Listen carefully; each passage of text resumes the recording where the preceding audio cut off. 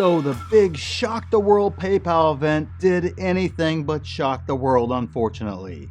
I'm sorry, you guys come here for the truth, and to say it was underwhelming would be an absolute understatement. But it wasn't all bad to be sure either. So let's do something a little bit different here today. Let's discuss the good, the bad, and the ugly, and I'll give you my raw thoughts on how I think it's going to affect PayPal stock moving forward. Just make sure you like the video if you like getting the truth without the hype, and if you kind of like me switching up the format a little bit here. And if you want to achieve financial freedom or retire early or do both, make sure you check out the pinned comment down there for my new channel where that's all we discuss is financial freedom and retiring early. And it's actually a different format than this channel here, so if you're kind of looking for a little bit of a change up, it's not exactly the same as here. All right, so let's discuss the good first, and there's actually 3 good things that I want to talk about. The first finally brings them up to everyone else. Look, the reality is they have been lagging their competitors for years, basically falling farther and further behind. Basically, they were the innovator, they were the originator, they were kind of there, they were kind of front, kind of out there in the front, on the forefront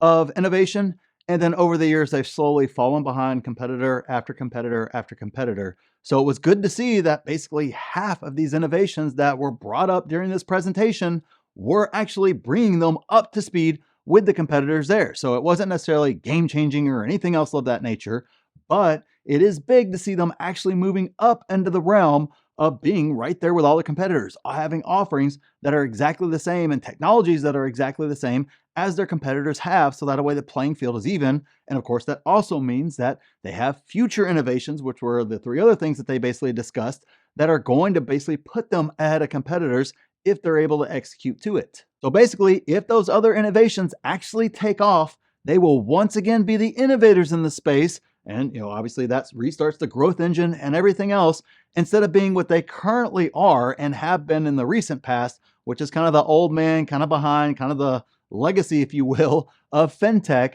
And that's the reason why they've been so stagnant for so long there. So this was big, and this was obviously really, really good. Second, they're really leaning into AI. All right, guys, again, if you like it or not, it doesn't matter. The fact is AI is the future. It's just one of those things we're going to have to deal with. It's actually already been here for a little while. So it's just kind of like whenever everything switched to digital and people were freaking out about everything being digital and being on the internet. And it's like, well, your stuff actually already was on the internet for basically a decade before you knew it was on the internet. But, let's create all the fear narratives and everything else anyway. So AI is here to stay. And basically, it's good to see them moving and innovating in that direction, whether we like it or not, whatever the case is, doesn't matter. The facts of the matter are, that is where the future is, and that's where they are heading as well, and what they are putting their focus on. And from an investing perspective, that's what Wall Street wants to hear from any company that has anything to do with tech. They want to hear AI. Now, I agree, sometimes the hype gets ridiculous. Sometimes people are speculating on AI things that are, in some cases, a decade into the future, which as an investor, I don't care about something that's a decade into the future. I want to know what's going to bring me profits now. And what they discussed in this presentation is going to be profits here.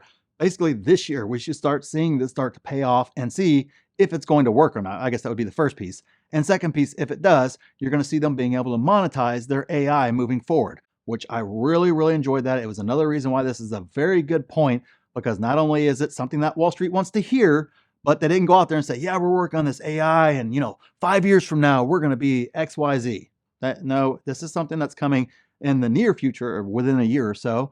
And it's something that's going to impact the bottom line more importantly, which is huge. And number 3, the presentation was high quality like an Apple presentation. Again, it's another thing. You may not like it at all. You may hate Apple. But Apple can give a presentation on toilet paper and get people excited and get people talking, and it will be well executed, well done, and just have a very, very aesthetically pleasing view to it and flow to it and everything else. So it was very, very well done. Definitely better than a lot of their past announcements have been. And even though there were some negatives we're going to talk about here in just a second, man, did it ever have kind of a special feel to it per se in terms of the presentation of the information itself. And hey, why not copy the best, right? I mean, Apple is the best. They're the biggest. They give the best presentations out there overall, consistently. And so why not imitate the best that's out there? But that leads me directly over to the bad side. And for this one, I actually only have one bad, but it's one that we have to talk about, and then we'll get to the ugly as well. And then we'll talk about what I think the impact is on the stock price. So the only bad was also a good, and that was too much like the Apple presentation. I know I just said it was really good and that's why, but I was speaking more to the quality. The fact is, it was almost identical to an Apple commercial. Like literally you could have just switched out, Alex Chriss with Tim Cook and changed everywhere it said PayPal to Apple, and it's the same exact presentation, right up to them walking off into a different setting, then walking back into this setting. Everything about it was basically identical. So I think in the future for these type of events, they need to make it their own. I mean, right down to the color schemes were very, very, very similar to Apple's color schemes. I like the idea, I like the concept, but kind of take Apple's model and then create your own around it. And that right there will make it extra effective, because I think for a lot of folks, it kind of seemed more like copycat than it was something like, hey, they're really trying to up their game. And I think if they would have done some things just color palette wise and a few other things like that, make it their own, it would have felt awesome, but it wouldn't have drawn a direct Apple comparison, as opposed to right now, I literally, if somebody out there with AI skills, not me, but somebody out there could probably take that exact presentation, AIN, Tim Cook over Alex, and then obviously Apple over all the PayPal logos, and it literally would look and feel exactly like an Apple product presentation or launch or announcement or whatever the case is. So that right there to me was the one glaring bad thing that I just really didn't like about that. But we don't just have one bad category. We got to talk about the ugly as well. Again, it wasn't all roses, guys. I know that. Don't worry, you're getting the truth here. You know that. So let's discuss the ugly next. And that would be Alex's big mistake. Look, I have loved everything he has said on the last earnings, everything he has said a lot of places so far. I think he has made a lot of great steps and a lot of completely trying to change the narrative around PayPal. But the one thing you cannot do that shareholders hate, that Wall Street hates, and more importantly, it has consequences for the stock, is to be over the top bombastic with your predictions and what's going to happen. When you say shock the world, that means you are closer to an announcement like, and this wasn't ever on the table, but it would be akin to, I'm going to shock the world. That would be Apple deciding to get rid of Apple Pay and instead use PayPal instead. That is a shock the world type of event. That was the expectation that was there, was something like that. And instead, we got what would be a great presentation. And he just sort of said, we had a lot of excited changes come to PayPal. You guys need to tune into the event. We have a lot of things that we're going to change that are not only going to bring us up to the now, but take us into the future. Just that simple wording right there would have completely changed the feeling around this presentation. And I hope he takes that as a young rookie mistake, as a rookie CEO, that he doesn't come out there and use wording like shock the world, because very, very quickly, you could find yourself in a roller coaster of a ride with your stock. There's examples, not a lot, but a handful of CEOs out there that like to make bombastic claims and give ridiculous timelines and say these things are going to make X amount of money or that amount of money, or something's coming next year that's a decade away, actually, and things of that nature. And when you do that, it burns shareholders and it burns Wall Street and analysts and everybody else. I don't think that was his intent. I don't believe he is an eccentric personality or anything like that. I believe he's much more in the Tim Cook kind of mold than he is kind of the Elon kind of mold, but he used more Elon language than he would language Tim Cook would use. So I hope he takes that as a lesson learned to not do that, because it's not a good look for the company and it's not a good way to put yourself in the good graces of your investors, your shareholders, and obviously Wall Street as well. So hopefully a lesson learned there for Alex, and to be aggressive, be excited, but use the proper language when you're out there. So how does this all affect PayPal stock? Obviously, Wall Street was unimpressed to say the least, and it immediately dumped the stock, and that's okay.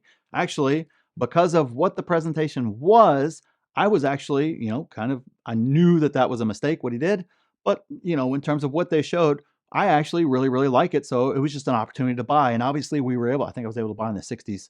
Don't remember now right off the top of my head. I should have looked before I actually started the video, but the point being, we're able to buy shares once again on a dip with this stock. And I know that's a repeated theme, but we held that $60 line. And of course, actually, as of today, Wall Street has actually started buying back into the stock again, it looks like. It looks like we got a little bit of positive momentum building again. So didn't crush it, but Wall Street definitely didn't like it either. And looking at this from a long-term perspective, the moves in there fit his vision perfectly for the long term that he's laid out there. So everything is aligning perfectly for this stock in terms of performance, in terms of the products they're bringing forward. Obviously, we're going to start hearing announcements about some things they're going to be pulling back. I think especially this quarter as well. I got a PayPal earnings preview coming up. We'll talk about that more in that as well, because it's going to have some negatives too that are going to come along with that. But nonetheless, everything is lining up perfectly. And if you want to see my buy alerts on PayPal in real time when it happened last week, or take 5 courses for free, or see my watch list complete with price targets, use our stock analyzer tool, be able to slide on DMs or jump on our live Q&As, go to any of our live events that we're having and a ton more. Make sure you check out the pinned comment down there, see if a membership's right for you, because there is so much coming to the group, guys, that I'm so excited about here. It's just a big, big, big year for the group, and I want everybody to be a part of it as much as possible, because the prices are going to go up once again this year with everything that's being added in. And click this video here if you want to see exactly what I'm buying in this market, and click here to see my exact plan for this market. So thanks for watching, and we'll see you in the next one.